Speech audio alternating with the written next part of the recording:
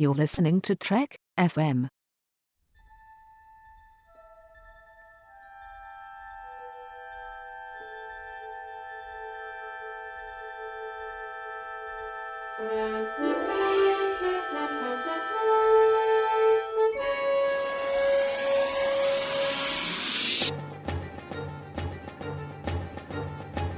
Hello and welcome to From There to Here, Trek FM's 50th anniversary rewatch of all 729 Star Trek adventures. From Broken Bow, Oklahoma, all the way to Yorktown Base and Star Trek Beyond. I'm one of your hosts for today, Lee Hutchison, and I'm joined again by Caitlin Walsh. How you doing, Caitlin? I'm good. It's all wet and rainy outside, but I'm nice and warm inside, and there's Star Trek to talk about, so I'm good. Exactly, there's no better time to be talking about Star Trek, and we've just been kind of talking off air. They've just announced the first three actors that are going to be in Star Trek Discovery, so we'll consider this a monumental day to do a podcast on Star Trek. Sounds good to me. So before we're even thinking of anything about Star Trek Discovery, we're going to be looking at 2 episodes of Voyager today, Muse and Fury. So in Muse, Harry, Kim and B'Elanna Torres take the Delta Flyer in search of dilithium. They crash on a pre-warp planet, and B'Elanna is found by a local, Kellis the poet. He believes she is an eternal, a superior being sent from heaven. He writes plays, The Voyager Travels, based off her logs, which he performs with his acting troupe. So, Caitlin, what did you think of this very interesting episode, Muse? So this is an episode that when I watched it my first time through Voyager, didn't exactly stand out for me, but after some consideration, I went back and I realized, oh wow, this is one of my favorite episodes because of 2 reasons. B'Elanna Torres is my favorite character on Voyager, and this is the B'Elanna heavy episode. And then I love the concept that they created for the pre-warp civilization that mirrors kind of like what we think of as ancient Greek civilization. You have a poet who is dependent on a patron for his livelihood, and he's talking about how he can use his words to sway the patron in order to not go to war. And I found it very meta. That's what I found it, and that's one of the reasons why it's my favorite, because it's just at the end, it's all about stories.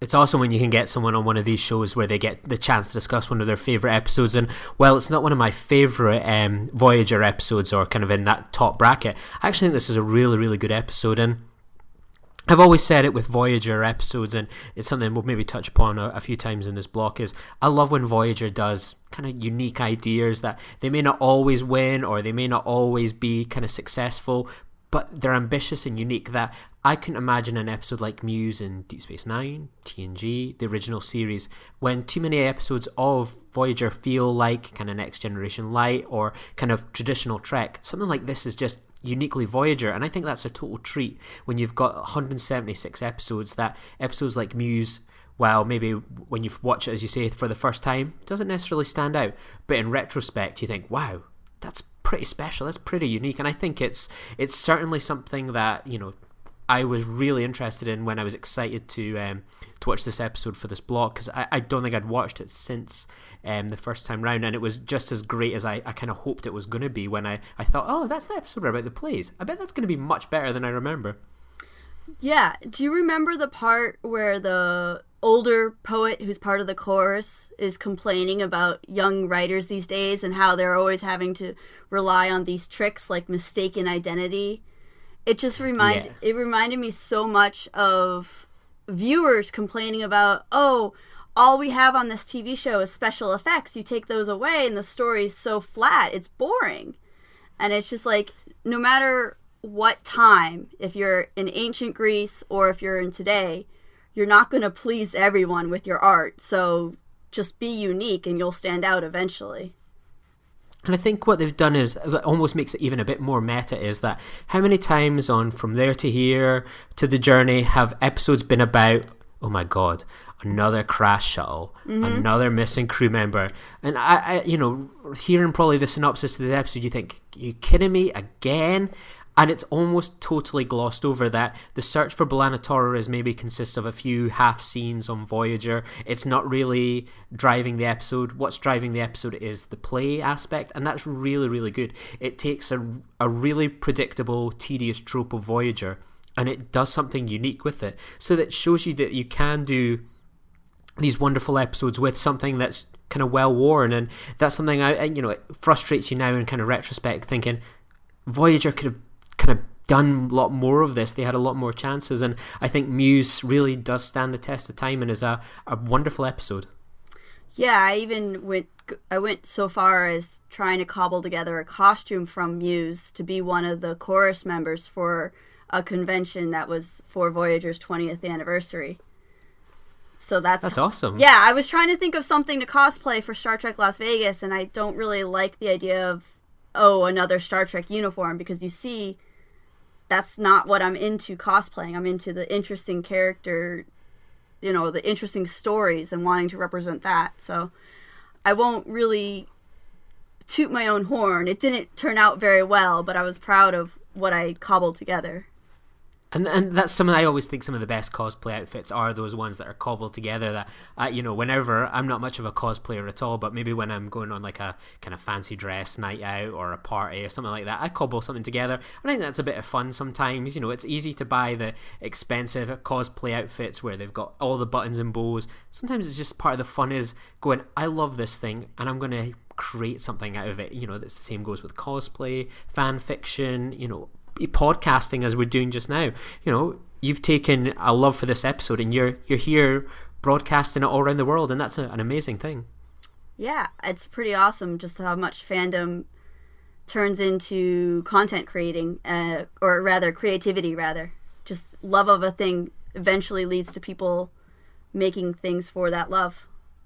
So, like, before we kind of go into the next episode, is there any other things that you love about this episode? Because love is such a powerful word, and it's such a great opportunity to kind of spread the word of Muse. Because I'm sure probably folk are a lot like me, probably haven't watched this in decades or given it an overlook. If you were to make like this pitch of why this is like your favorite episode, what would you kind of say to those listening? So B'Elanna is the chief engineer of Voyager, and she's very technical. She's very good at her job. And this episode literally throws her into the deep end because she has to find a way to repair the Delta Flyer without the use of technology. She has to interact with Kellis and figure out what level of technology the civilization is at. And she shows him, the dilithium crystal she's looking for. And she goes along with this whole eternal story to try to not outright break the Prime directive. She has to bend it. It really is a highlight for the B'Elanna character. Yeah, it's something special, and I think I love her at the end. That it's just a little bit of character growth. In the beginning, Torres would have been straight out of there as soon as Voyager came to the rescue. The fact that she was willing to go up on stage, do a song, do a dance, perform, that's a lot of character growth from B'Elanna Torres from 6-7 years ago. Oh yes. So angry that basically she came off on Caretaker as only her anger, and it's lovely to sit through all 7 seasons and watch her grow and find more to love about her than just her anger. So is there anything else you want to say about Muse before we actually go on and discuss anger and fury? No, I think actually anger, having a character come back and be really angry, that's a good segue. So I think we should move on to fury. Exactly. Kes returns to Voyager, older, angry, and more powerful than ever. She literally tears through the ship. Using her abilities in combination with Voyager's warp core, Kes travels back in time to Voyager's first year in the Delta Quadrant. Her agenda is to kidnap her younger self and return her to Ocampa, even if it means turning her former friends over to the Vidians. The only one to suspect anything is Tuvok, who's experiencing intermittent visions and memories of the future. So, Caitlin, what did you think of Fury? It's an interesting episode to pair with Muse. I don't love it nearly as strongly, but it's still an episode that tried to do something different. And I'm glad that Kes could come back. And even though this is her only appearance outside of her departure, it's just nice to see a different take on the character. she's older, angry, bitter. I like that the episode tries to play with time. I don't think it works as well as, say, taking the stranded crew member trope and trying to invert it, but it's still a breath of fresh air, I feel like. I have a soft spot for characters who are kind of looked over, like, oh, they're just diminutive, it's not worth a second look at Cass, and then she comes back and her powers are arcing energy and blowing out panels as she's walking down the corridor. I like that view of Cass. I'm going to have to say I really like this episode and really hate it in equal measure. I think as a one-off episode about this character coming back, going back into the past, wanting to deliver a crew to the Vidians, it's all very mysterious. I think it's pretty awesome.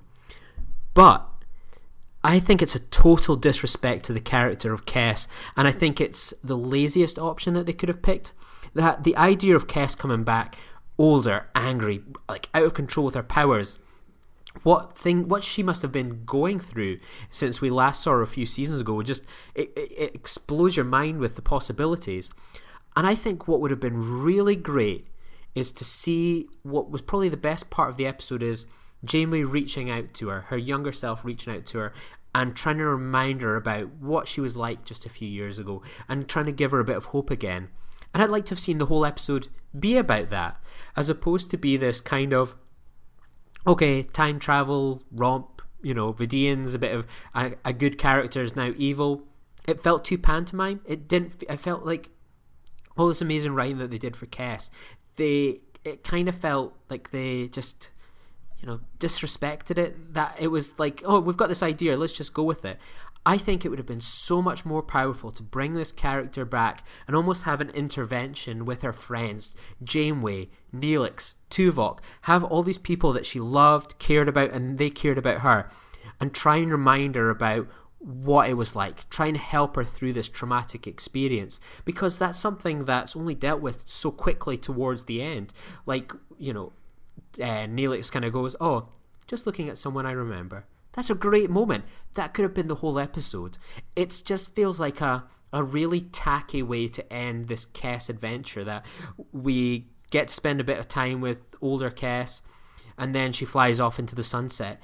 It really could have been a powerful episode, and it frustrates me so much. I think it could have been an incredible episode.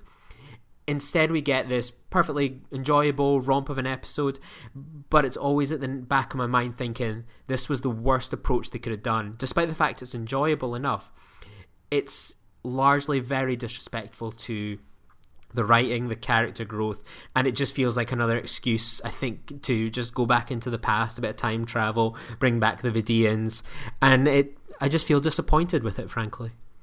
Yeah, no, you bring up some really good points. The interesting thing is what you were talking about, bringing back a character reminded me of another story, Ashes to Ashes. And I was like, oh, wow, that's also in season 6. And it almost feels like the plot of Ashes to Ashes is what Fury could have been, but they decided to actually have a character who they had on the ship for a few seasons and then dismissed. Because Ashes to Ashes feels like this character comes out of nowhere and then suddenly it's Harry's best friend, but that's neither here nor there. With Kes, I understand, like, it can feel like a disrespect to her character. I have a question for you, Lee. Have you read